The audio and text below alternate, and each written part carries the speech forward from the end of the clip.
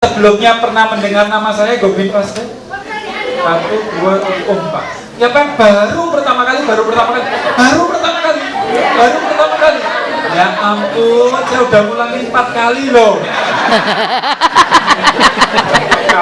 Lucu deh. Lagi kan, ini udah berkali-kali ya. Hati-hati, acara ini banyak jebakan Batman-nya ya.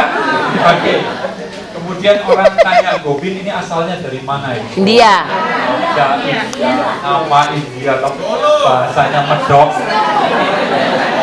Madura. Bapak tahu pemain sepak bola termahal di dunia? Tahu siapa?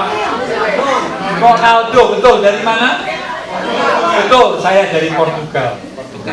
Oh ya, Bapak Purwokerto, Ibu Tegal ya? Enggak. Saya asalnya dari Surabaya, lahir besar Surabaya, makanya medok seperti ini. Kemudian sempat tinggal di Jakarta, sekarang bertobat di desa di Bali, namanya Ubud. Oh, tahu ya Ubud ya? Kalau pernah, ada yang pernah ke sana? Ya. Di situ kalau nggak pernah, coba nonton filmnya Julia Robert yang terbaru, Eat, Pray, Love. Nah, kalau nonton di sesi-sesi terakhir itu, Anda akan lihat ada, kalau Anda perhatikan lebih dalam, ada orang kurus, hitam, rambutnya gondrong, gitu. Pasti bukan saya ya. Oke. So, orang kemudian tanya, Gobin ini asalnya dari mana ya? Oh, udah. Kemudian ini ya. Nah, kemudian pekerjaannya apa? Terus terang saya sudah tidak bekerja lagi. Sejak saya tinggal di Bali, saya tidak bekerja lagi. Saya hanya berbagi dan berbagi. Nah, berbagi macam-macam. Berbagi pertama nulis, kemudian bukan. Nah, bukunya yang keluar, namanya yang pertama itu. Iyalah, ini kayaknya bagus deh. Baca Bapak Ibu, bagus karena saya nulis ya. Ada di belakang ya. Oke. Silakan masukkan uang dan ambil sendiri gitu ya.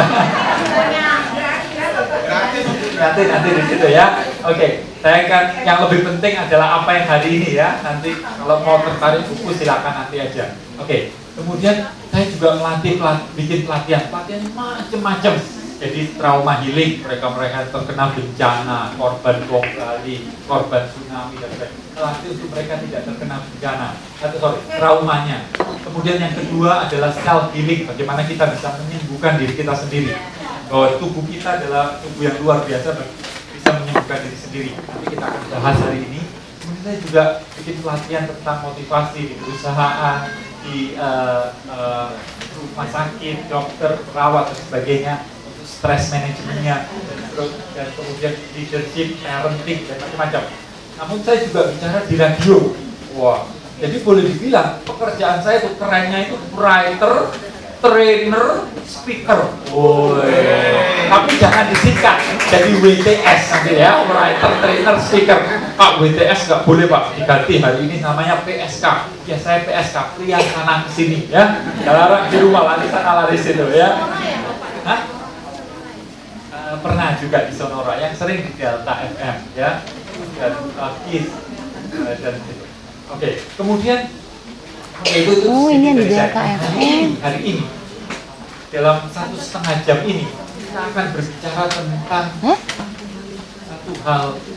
satu materi yang sangat penting untuk kita baik mereka yang sedang menderita ini Tante Demalut mainannya Facebook, selaraskan pikiran. From 5M to 5M. Nah ini yang teori yang saya buat dari 5M ke 5M. 5M itu apa? 5M itu apa? Nanti. Nah, namun kalau acara yang luar biasa ini, materi yang luar biasa ini, yang saya belajar dari guru-guru yang ada di seluruh dunia. Nah, kalau kita cuma duduk, dengerin, motivator tadi bilang masuk ke dalam otak kita berapa persen? 10% itu udah nggak ini. Ngapain? Ada materi pembicaranya dari Ubud.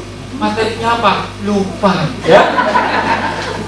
Jangankan yang materinya, yang bicara siapapun lupa. Pokoknya orangnya hitam sedikit gondrong gitu ya. Oke, supaya lebih oke kita cek.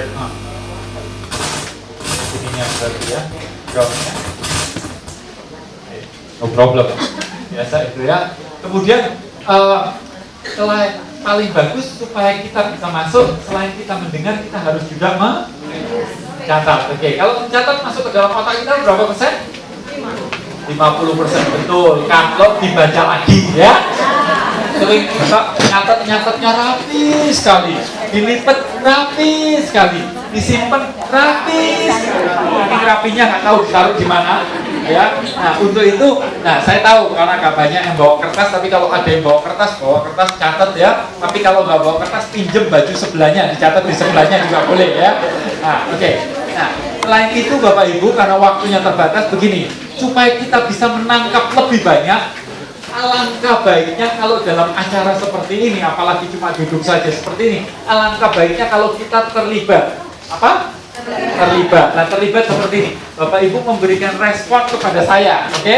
Kalau saya bilang setuju, ucapkan setuju. Kalau saya minta angkat tangan kanan, seperti itu ya. Dengan cara seperti itu, dengan terlibat seperti ini, kita akan jauh lebih aktif sehingga pikiran kita, otak kita nggak kemana-mana, bisa nangkep jauh lebih banyak. Betul ya? Oke, saya minta sekarang dari kiri ke kanan, depan ke belakang, semua terlibat. Setuju? Setuju. Yang setuju baru 70%. Oke, kiri kanan, depan belakang, semua terlibat. Setuju? Setuju.